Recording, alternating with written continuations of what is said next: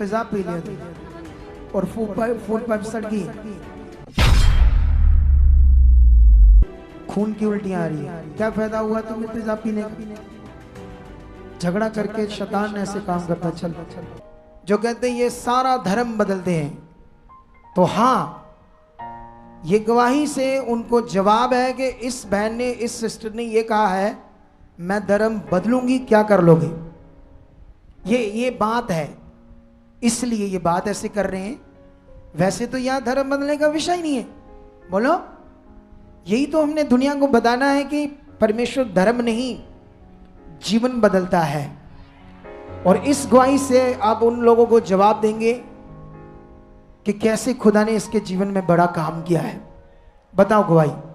Apostle जी, इस sister का नाम संदीप कौर है। हाँ? साथ में इनके हस्बैंड है और इनके बच्चे, और ये अमृतसर में मजीठा रोड के रहने वाले। ये बहन बताती कि वैसे तो ये पिछले 3 साल से प्रभु यीशु मसीह में चल रहे हैं, और ये बताते कि लेकिन 3 साल से दुष्ट आत्माएं इनके जीवन में लगातार काम कर रही थी। पति पत्नी का बहुत ज़्यादा झगड़ा होता था, और बताते कि नवंबर 2023 में इनका आपस में झगड़ा हो गया, और जब झगड़ा हुआ तो वो झगड़ा बहुत ही सीरियस था, और इस बहन ने गुस्से में आकर घर में एसिड पड़ा था, वो एसिड पी लिया। तेजाब बोलो, तेजाब। तेजाब पी लिया है ना जी। तो तेजाब तूने पिया क्यों? क्या क्या झगड़ा था तेरा पति के साथ? अब भाई मेरे हस्बैंड नशा करते थे। नशा करते थे? हाँ जी। ड्रग्स भी पीते थे? हाँ जी। इसकी वजह से क्लेश रहती थी, एक दिन गुस्से में आकर तूने तेजाब पी लिया? हाँ जी। अच्छा, फिर आगे बताओ क्या हुआ?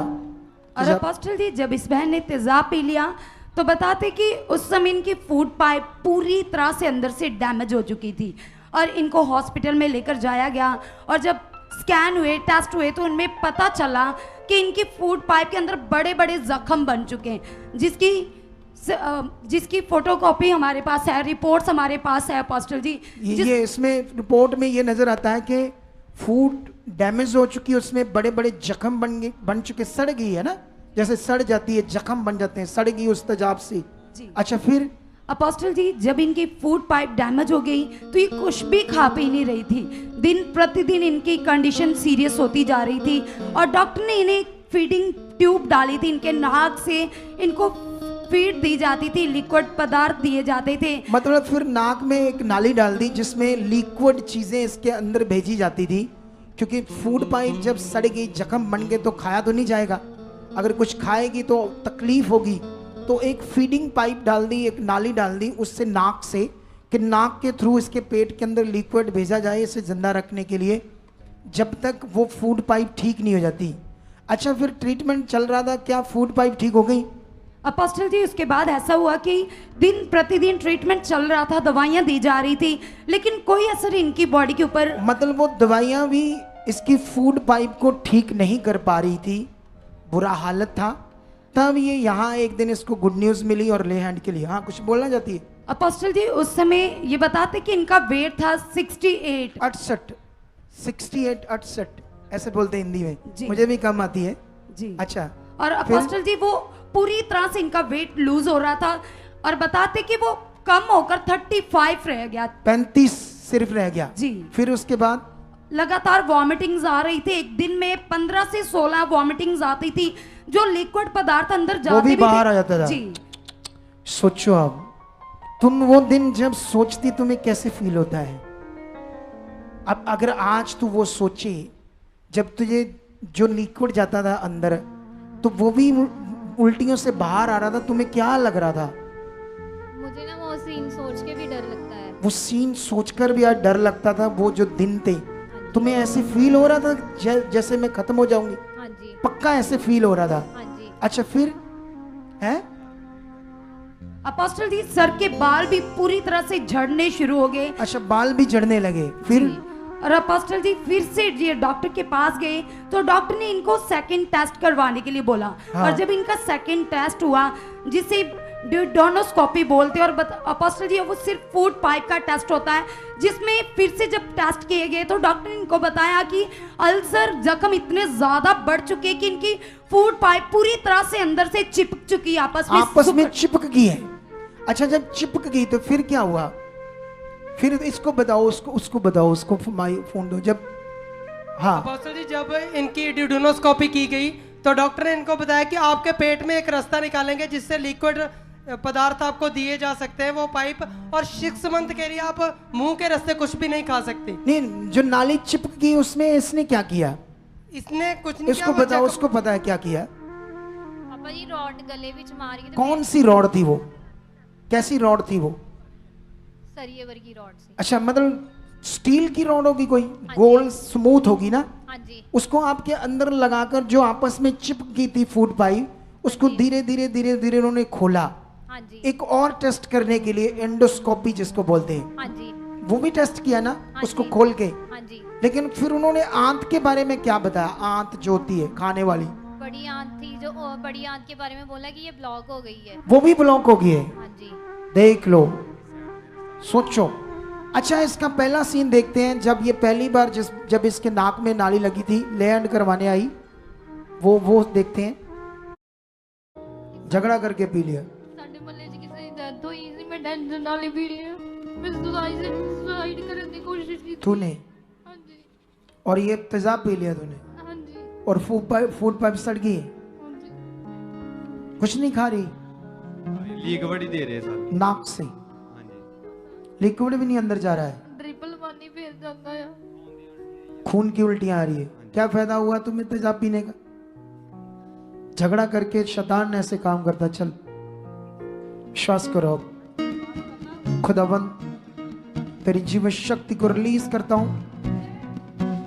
खुदावंद इसकी फूड पाइप जो सड़ चुकी है तेजाब से, और लिक्विड भी अंदर नहीं जा रहा, ग्लूकोज से जी रही है, तेरी जीवन शक्ति को रिलीज करता हूं। सारी फूड पाइप के अंदर जितने जख्म बन गए, फूड पाइप सड़ चुकी है, तेरी सामर्थ उसे नया करे, नया करे। गंदी आत्मा, शैतानी आत्मा का काम शट आउट, निकल इसके शरीर से आउट, फ्री इन जीसस। इसके पेट पर, गले पर हाथ रख दो। अच्छा, उसके बाद क्या होता है सुनो, देखो। उसके बाद जब लैंड होती है, फिर क्या करता ना, जैसे आप लोगों के लिए भी एक शिक्षा है, शैतान कभी कभी आपकी चिंगाई को रोकेगा, आपको बढ़ने नहीं देगा। क्या नहीं करने देगा? इसके साथ भी कुछ ऐसा हो रहा था, ताकि दुष्ट इसकी चिंगाई को रोककर इसको परमेश्वर से दूर कर दे। एक दिन तो इसका ये बेड पर ही चलेगी। लास्ट जब बस बुरा ही हाल था, कुल मिलाकर थोड़ा सा टाइम लगा इसको पूरी हीलिंग मिलने में। अब तो क्या क्या खा रही है? सब कुछ पापा ये सब कुछ खाती हूँ। सब्जी रोटी जो कुछ भी है, एवरीथिंग। हाँ जी। देख लो, ये है वो जिंदा खुदा जो ट्रीटमेंट नहीं कर पाया, जो दवाई नहीं कर पाई, डॉक्टरों की ओर से पता नहीं क्या क्या बोल रहे थे, यहाँ पाइप डालनी पड़ेगी पेट में, फूड पाइप चिपकी है, बुरा हाल है, और आंत भी खराब हो रही थी, आंत भी ब्लॉक हो गई थी, बड़ी आंत जहाँ खाना जाता है, रिपोर्ट्स में सब कुछ आ रहा था। लेकिन ये जिंदा खुदा है। ये उन लोगों को जवाब है जो झूठा रोला डालते हैं कि ये कोई काम नहीं होते चर्च में, ये वो, तो काम नहीं होते तो ये दुनिया आती क्यों है? आज देखना कितने काम होंगे। आज जो लोग मन फिराएंगे, आज जो लोग विश्वास करेंगे, उनकी जिंदगी में काम होंगे, ऑनलाइन काम होंगे, यहां काम होंगे। अभी कितना खुश है तुम अपने परिवार के साथ? वही बहुत खुश, मैं ड्यूटी पे भी जाती हूँ। ड्यूटी भी जाने लगी है, कमाने भी लगी है। अरे वाह, तारीफ करो जोर से इस गवाही के लिए, क्योंकि जिंदा खुदा है हमारा। तारीफ करो।